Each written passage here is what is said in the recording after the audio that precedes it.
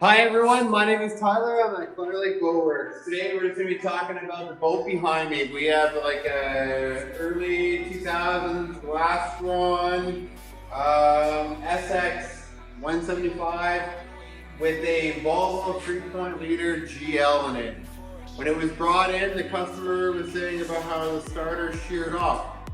Reference this. Kind of like wiggling there and stuff like that.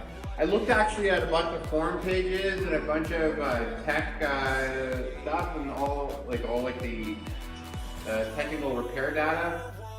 Pretty much all the repair data all said that you had to haul this motor completely out of the boat. And I was like, not today. I should be able to get away with it. I got a bunch of Blue Point tools. So I ended up taking the starter, what was remainder of all the fasteners, and that's kind of what it looks like. Now, this metal is actually like a really cheap metal. I would compare it to a Chinese metal almost, from like what you'd see on like a Chinese motocross bike. And I'm gonna get close just so you guys can see. That's kind of what it looks like, the metal. It's kind of like a cheap metal. But anyway, so I ended up going in there and I drilled it out. And it took many hours to get the two bolts out of the actual block. I ended up backing them both out really slowly. It took forever. I ended up breaking one of my easy outs doing it.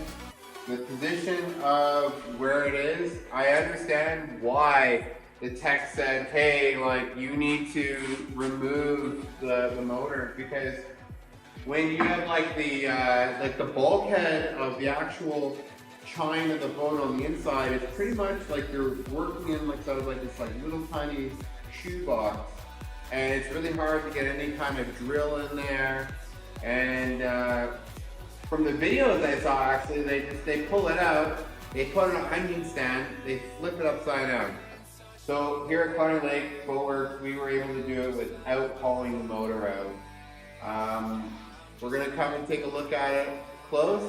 Stay tuned. So right in here, we have the starter that was like kind of like wonky, broken. So he actually had broken both the stud bolts in here. Now the terrible position is, what do you think when we look at this? What's the direction? Instead of the bolts going horizontally into the case, they're going vertically up.